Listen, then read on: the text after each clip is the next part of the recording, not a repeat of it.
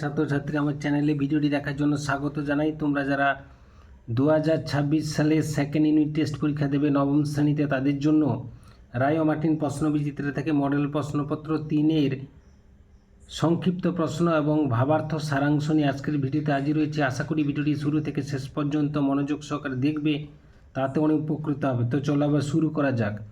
প্রথম প্রশ্ন রয়েছে একের দাগে সারাটা দিন আপন মনে ঘাসের গন্ধ মাখে। পরের প্রশ্ন 1-2 দাগে মাহেশ অঞ্চলটির প্রসিদ্ধির কারণ কী ছিল? সঠিক উত্তর হবে গয়ের দাগে এখানে, অর্থাৎ অন্যতম প্রাচীন রথযাত্রা ও মেলা। পরবর্তী প্রশ্ন 1-3 দাগে কামরাঙা হলো, এখানে ক্ষয়ের দাগেও হবে এক ধরনের ফল, সেটা 5 শিরা হতে পারে, 3 শিরা হতে পারে, এক ধরনের ফল হলো কামরাঙা। 1-4 দাগে প্রশ্ন পক্ষী বিজ্ঞানী সম্মেলনে শঙ্কুর ব্যাপারের বিষয় কী ছিল? সঠিক উত্তর হবে ঘয়ের দাগে পাখির মস্তিষ্ক। পরবর্তী প্রশ্ন 1-5 দাগে কিন্তু চিঠিটি বড় শুষ্ক এবং প্রাণহীন, যার চিঠি শুষ্ক এবং প্রাণহীন তিনি হলেন, এখানে ক্ষয়ের দাগে উত্তরটি হবে মিস্টার ইটি স্টাডি। পরবর্তী প্রশ্ন 1-6 দাগে করভাস হলো কাক জাতীয় পাখির ড্যাশ নাম, কোন নাম? এখানে সঠিক উত্তর হবে গয়ের দাগে ল্যাটিন নাম।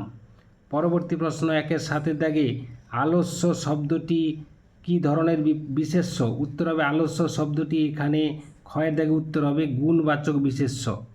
এরপরে পরবর্তী প্রশ্ন 2-1 দাগে যা গিয়ে ওই উঠোনে তোর দাঁড়া বাক্যটির কবিতায় কতবার উল্লেখ আছে? সঠিক উত্তরটা আমরা একে একে জেনে নেব। যা গিয়ে ওই উঠোনে তোর দাঁড়া বাক্যটি আবহমান কবিতায় 4 বার উল্লেখ রয়েছে। পরবর্তী প্রশ্ন 2-2 দাগে কিশোরীর চাল দেওয়া হাত কেমন ছিল? উত্তর হবে রূপসী বাংলার কবি জীবনানন্দ দাশের লেখা আকাশে 7টি তারা কবিতায় কিশোরীর চাল দেওয়া হাত ছিল ভিজে এবং শীতল।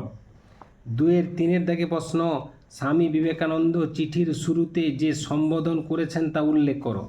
স্বামী বিবেকানন্দ 1897 খ্রিস্টাব্দের 29 জুলাই আলমোড়া থেকে মার্গারেট নোবেলের উদ্দেশ্যে যে চিঠি লেখেন তার শুরুতেই যে সম্বোধন করেন তা হলো কল্যাণিয়া মিস নোবেল। 2-4 দাগে প্রশ্ন আগন্তুককে রাধারানী নিজের বয়স কত জানিয়েছিল? আগন্তুক অপরিচিত মানুষটিকে রাধারানী নিজের বয়স 10-11 বছর বলে জানিয়েছিল। এরপরে ব্যাকরণগত প্রশ্ন 2-5 দাগে পদ কাকে বলে? শব্দ বা ধাতু বিভক্তিযুক্ত হয়ে বাক্যে ব্যবহারের যোগ্য হয়ে উঠলে সে বিভক্তিযুক্ত শব্দ বা ধাতুকে বা শব্দ বা ধাতুরূপটিকে পদ বলে। যেমন ডাক্তারকে, ডাক্তার হচ্ছে শব্দ, কে হচ্ছে বিভক্তি, হয়ে গেছে পদ। ডাক্তারকে ডাকো, তাহলে ডাক্তারকে একটি পদ। 2-6 দাগে প্রশ্ন বিশেষ্যের বিশেষণ পদের একটি বাক্যে প্রয়োগ করো। ইলিয়াস তো ভাগ্যবান পুরুষ, এখানে ভাগ্যবান হলো বিশেষণ। আচ্ছা, পরবর্তী প্রশ্ন বিশেষ্য হলো পুরুষ, কীরকম পুরুষ? না ভাগ্যবান পুরুষ। ভারী আনন্দ হইল, এখানে ভারী হলো বিশেষ্যের বিশেষণ। বিমল মিষ্টিগুলো টপ টপ করে খেয়ে ফেলছে, বাক্যে বিভক্তি চিহ্নহীন ক্রিয়া বিশেষণের উল্লেখ করো। বিভক্তি চিহ্নহীন ক্রিয়া বিশেষণটি হলো এখানে টপাটপ, টপটপ ছিল না, টপাটপ ছিল, কাজেই এখানে টপাটপ হলো ক্রিয়া বিশেষণ। পরবর্তী প্রশ্ন নিজেরা নিজেরা ঝগড়া বাঁধিও না নিম্নরেখ পদটি কী ধরনের সর্বনাম? নিজেরা নিজেরা হলো পারস্পরিক সর্বনাম। এরপরে 6-1 দাগে সারাংশ, আমরা প্রশ্নটা দেখে তারপরে সরাসরি উত্তরে আসছে। যে নদী হারায় স্রোত চলিতে না পারে, সহস্র শৈবাল দাম বাঁধে আসি তারে, যে জাতি জীবন হারা অচল অসাড়, পদে পদে বাঁধে তারে জীর্ণ লোকাচার।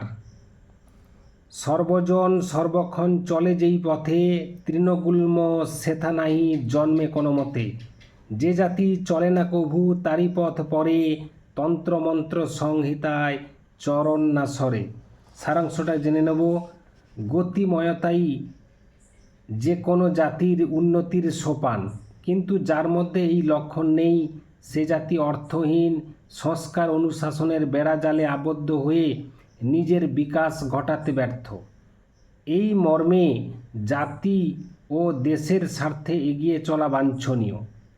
মহাপুরুষ মনীষীরা এই জন্যই বেদ উপনিষদের দুটি মন্ত্রের কথা বলেন, চরে বেতি আর মা ভুই, অর্থাৎ এগিয়ে চলো, ভয় করো না।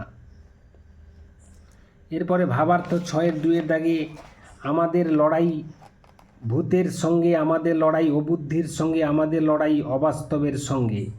সেই আমাদের চারিদিকে ভেদ এনেছে, সেই আমাদের কাঁধের উপর পরবশতাকে চড়িয়ে দিয়েছে, সেই আমাদের এত দূর অন্ধ করে দিয়েছে যে যখন চিৎকার শব্দে ঢেলাকে গাল পেড়ে গলা ভাঙছি, তখন সেই ভূতটাকে পরমাত্মীয় পরমারাধ্য বলে তাকেই আমাদের সমস্ত বাস্তুবিটে দেবত্র করে ছেড়ে দিয়েছি। ঢেলার দিকে তাকালে আমাদের পরিত্রাণের আশা থাকে না, কেননা জগতে ঢেলা অসংখ্য, ঢেলা পথে ঘাটে, ঢেলা একটা ফুরলে হাজারটা আসে, কিন্তু ভূত একটা, সেই ভূতটাকে ঝেড়ে ফেলতে পারলে ঢেলাগুলো পায়ে পড়ে থাকে, গায়ে পড়ে না। উত্তরটা জেনে নেব। অজ্ঞানতা, পরনির্ভরশীলতা ও বাস্তব বোধহীনতা আমাদের পরাধীনতার মূল কারণ। অবাস্তব ভেদবুদ্ধি ও অন্ধ কুসংস্কার মানুষের জীবনে শত্রুরূপে বিদ্যমান। এদের এড়িয়ে চলতে পারলেই চেতনা তথা বাস্তব বুদ্ধির জাগরণ ঘটবে। ভাবার্থ এটাই লিখবে, অথবা দিয়ে উপরেটা তুলে ধরা হয়েছে, যাদের একটু বড় প্রয়োজন বড় করেও লিখে দেওয়া হয়েছে, সেটা একটু স্ক্রিনশট করে নাও। তবে আমার মতে নিচের উত্তরটা লেখাও বাঞ্ছনীয় এবং যথাযথ। এই ছিল আজকের ভিডিও। আশা করি ভিডিওটি ভালো লেগেছে। লাগলে একটা লাইক করো, শেয়ার করো। চ্যানেলে নতুন হয়ে থাকলে চ্যানেলটি অবশ্যই সাবস্ক্রাইব করে চ্যানেলের পাশে থাকো। ভিডিওটি এতক্ষণ ধরে দেখার জন্য ধন্যবাদ রইল। নেক্সট ভিডিও তোমাদের সঙ্গে দেখা হচ্ছে।